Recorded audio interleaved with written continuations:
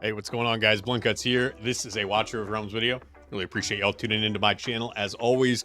And I am hoping that I can shed a little bit more light on Talin's werebear form. I did release a damage testing video on Talin, primarily concentrating on her marksman form earlier in the week. But I did want to take a closer look at some of the mechanics in her werebear form, make sure I wasn't missing anything, make sure that I was giving her a fair shake. So I've got a few things that I do want to show you.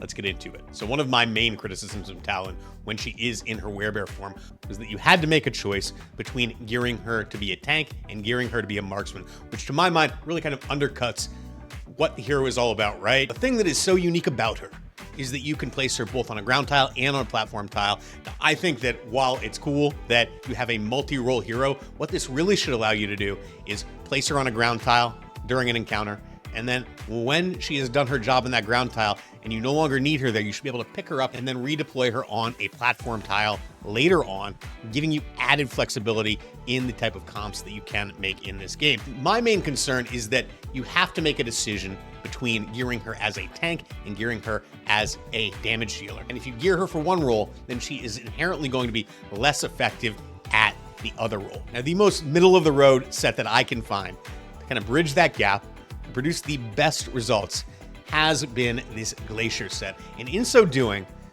I'm actually honing in on another aspect of her kit. So looking at the description for her Berserker stance, her werebear form, her ground-based form, one aspect of this skill has been very interesting to me since I did my first read-through of Talin, and that is that she converts 80% of her attack to defense. Now, my question has eternally been, does convert mean that she is going to gain that defense but not lose the attack? Is she sacrificing 80% of her attack in order to gain that defense? How does that work? And it's going to play a major role in how effective a Glacier set is for her. So she is in Glacier right now, but I'm going to swap this Guardian HP% Bangle onto her, and we are going to break the Glacier set. We're going to get a baseline. This is relatively close. If you look at the stat differences here, we're losing 103 defense, we're losing 5 attack speed, but the crit rate, rage regen, all that is relatively the same. Otherwise, attack speed is very, very close. Unfortunately, these stats are on the low side. I'm working with what I've got as far as Glacier gear on the test server, so this kind of is what it is. I think that many of us, especially those that have more developed accounts, especially a lot of us that have spent a lot of time farming Gear Raid 2, which I have, are going to have much better Glacier gear. I could produce a much more compelling Glacier set on live, but we'll just have to keep in mind that this is not ideal circumstances, in particular as far as her damage is concerned. So I'm going to go in there with the broken set. We're going to get a baseline for how much per hit she's going to take in AMR 18, and then we're going to come back. I'm going to swap on the Glacier Bangle. We're going to see how much that defense lowers the per hit damage. All right, let's take a look and see how much damage she's going to take in the broken set, and then we'll come back and we'll compare to Glacier. So 17,812 is the initial hit there. So pretty beefy, honestly. A Brokir in similar stats is going to take, in this instance from the same boss, 13,209. So it is a lot less. But let's see what happens. We toss on the Glacier set, we give her extra attack, and by virtue of that, give her extra defense. Let's see how much that reduces the hit. All right, so we're back in here. Let's drop her down, and we're gonna let the boss come on forward. Let's see what that initial hit is. Let me just take a swing. Let's see, 15,182. So that added defense reduced the hit by somewhere in the neighborhood of 2,500 damage. That's pretty solid. That's a pretty significant decrease. It's still not on par with the damage reduction you are seeing on an A0 Brokir in Guardian gear. Just the way it is right now. But if she is on the field for enough time to max out her Thorny Protection stacks, she will get more of a bonus. Let's fast forward and see what that looks like when she has max stacks.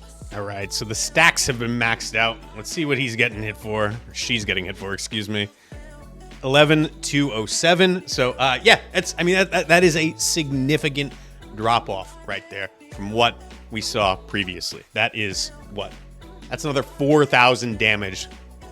That's another 4,000 damage off just by increasing that defense. The one thing I will say here is that this is physical damage. This is going to do absolutely nothing for magic damage, and that is, I think, going to be her weakness as a tank. Now, physical damage, she's phenomenal. She's going to be taking less per hit than Brokir. Now, granted, when Brokir does have a bunch of enemies stacked up against him, the Bastion Ring bonus is going to quadruple, and he's going to be getting 36% damage reduction instead of the standard 9% that he gets normally. So I think that will more or less make things equivalent, but as far as tanking a single big enemy, I think she is going to reduce physical damage by more than any unit in the game, which is pretty damn impressive. All right, final test here. I did put her into a similar Guardian set. The stats are very close, but she's not gaining that defense from attack, so let's see where she sits as far as this is concerned. And so 15,258, I mean, that's like nearly identical to what she was getting hit with the Glacier gear on. Let's max out those stacks again. Let's see what it looks like at max stacks, whether or not it's going to be the same or less than what she was getting in the Glacier set. All right, so she is back at max stacks here. She's getting hit for 11,936 in this test, which is about 700 or so higher than what she was getting hit for when she was in Glacier. So Guardian is clearly her inferior gear set. That is not going to do it for her. And we'd have to weigh the benefits between the, what is it, Tempered Will or whatever the tier 3 Guardian set is with the damage reduction on it. I know there's some issues with the defense component of that as well right now. I'm not sure if that's just in GvG or if that's other places, but either way, right now Glacier does seem to be the higher physical damage mitigation set. Now, if she was taking a bunch of magic damage, you'd probably need her in Guardian, right? But Glacier currently is going to be giving her what, I'm doing math in my head right now, 7% or so extra damage reduction, which is pretty solid. The last thing I do want to test in AMR 18 is whether or not she's going to dynamically increase her defense based on an attack buff or outside attack. I would think that she would, because that's the way her Thorn Shield skill does work, right? But so we're going to give her Invigoration here. She was hit for 15,182 previously. 14,599. So yes, so Invigoration will dynamically increase that defense. It is not static at the beginning of the fight. That is great to know. I'm also kind of curious. You know what? We're going to test this out. Let's get an Invig unit in here. Let's get Constance in here. We'll see if the Invig is going to increase that defense mitigation as well. All right, so I swapped Constance in. Let's see how this goes. So it's 15,186 previously without any kind of buff here. Let's see, how are we going to do? Initial hit, 15,258, 96,67. Okay, that first hit did come in prior to the Invig going off. You can see the Invigoration on her here. And so she will adjust dynamically. That's massive. That is massive. Using her ultimate reduces it down to 4,500. Obviously, all of this would be further magnified if she did have full stacks of Thorn Shield. So, I mean, look, as far as a physical damage tank, she's going to be phenomenal. Again, against single target, I think there will be an argument to be made for tanks like Broke Gear, actual defenders, against more than one enemy, largely because one of Bastion Ring, that is going to provide a lot of just across-the-board damage mitigation that she does not have access to.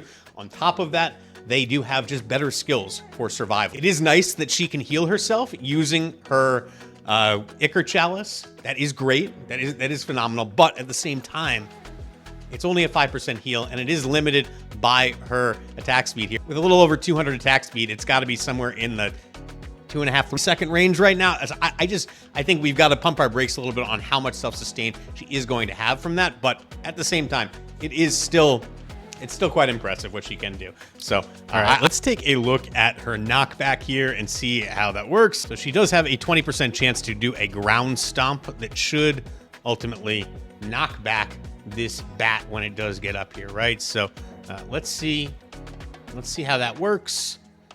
I'll wait for it to go off. There it is. You can see it's a very insubstantial one. It's like it's a half tile. Maybe that's a full tile. I don't know once the bat cozies up to her. But I do think ultimately that it is going to be inconsistent enough that you can't really rely on it in a case like this. Not going to be a Gear Dungeon 2 solution. I guess maybe extra control in GvG, though. That's mainly what I'm concerned about here. How good is she going to be in GvG, and what are her weaknesses going to be? I've got one final thing, GvG related, that I want to check out. Let's go take a look. All right, we're back in AMR 18. Let's take one more look at Talin here. One last thing I do want to check out. I'm curious to see a couple of things. I want to see whether or not Carnelian's Unyielding will be triggered at the same time, and whether or not we're going to get 2 fatal damage protections on her when she does die. So I've got Wukong and Carnelian in there right now. I'm going to wait until she gets max stacks because, reminder, it will not work until she does get max stacks. So that is something that is a bit of a drawback here with this unit. So let's fast forward and we'll check this out.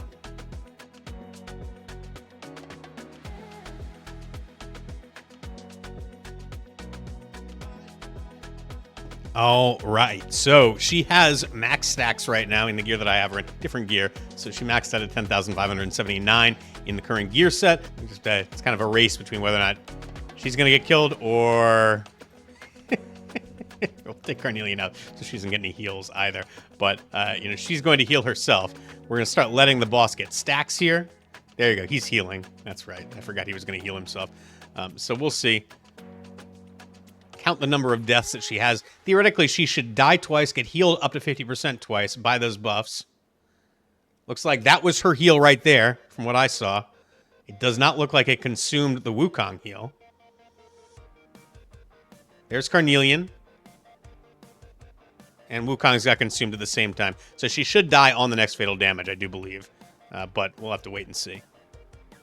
But yeah, it looks like Wukong and her buff do act independently of one another. So you are going to get two opportunities to not die in this case, based on what I saw. But, well, there you have it, guys. So I did want to give her a fair shake, like I said, in that werebear form. I did want to go and hone in on some of those numbers, find out how some of these interactions did work.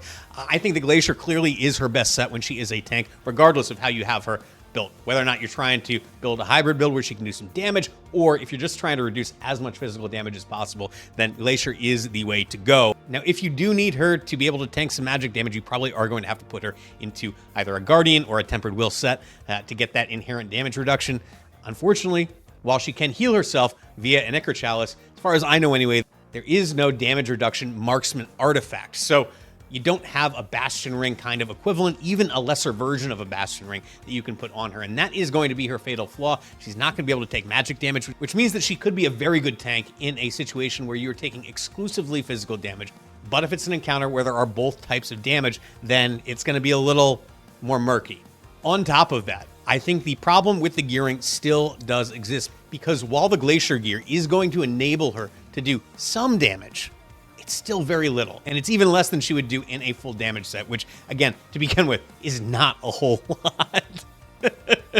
I do like this hero. I think it's a very interesting hero. Things like her being able to equip a marksman artifact while still functioning as a tank, or like the attack to defense conversion. All these things, I think, in games like this are kind of ripe to be exploited in one way or another. Being able to use things in-game in ways in which they were not originally intended often does allow for like unintended power gains, unintended consequences. So I think that that part of her is really cool. I just don't know if there's a place in the game where we really need her right now. And when you compare her to the units that can do similar things to her, as far as being a tank or being a platform damage dealer, she's not the best at either one of those things. She might be the best at single unit physical damage tanking.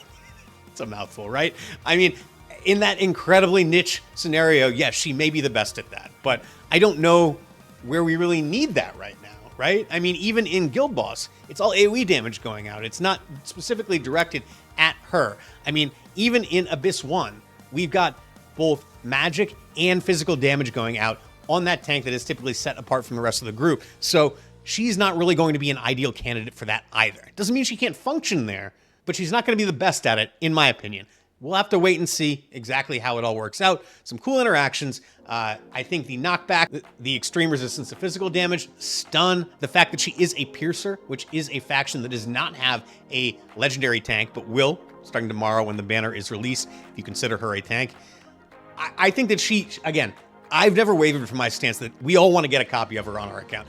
My pushback has always been that she is kind of the next big thing, or that she's going to change the game, or that she is going to be a meta hero someplace. The only place maybe in GvG, which I can't really test. I could see her being quite solid there. Again, I don't think as a frontline tank. No unyielding is going to kill that, but maybe if you sit her behind a broke here, she gets that extended range. She can stun. She can crowd control. She has some magic resist penetration. She is very resistant to Slaughterers and all of the physical damage dealing units in the game. Then that is something. It's not nothing, but she'll be vulnerable to, right? Because she can only heal herself 5% per hit with the Ichor Chalice. And as much as she is going to be very, very tanky, a Maw can come up and just stab her and she's going to fall over unless she has one of those fatal damage prevention mechanisms going on her at that time. Even still, it's going to make her vulnerable. Anyway, you see where I'm going with this. But in any case, guys, that is all the theory crafting I'm going to be doing tonight. Thank you all so much for tuning into this last minute video. Please do click that thumbs up button. Please do subscribe to my channel. I will catch you all next time.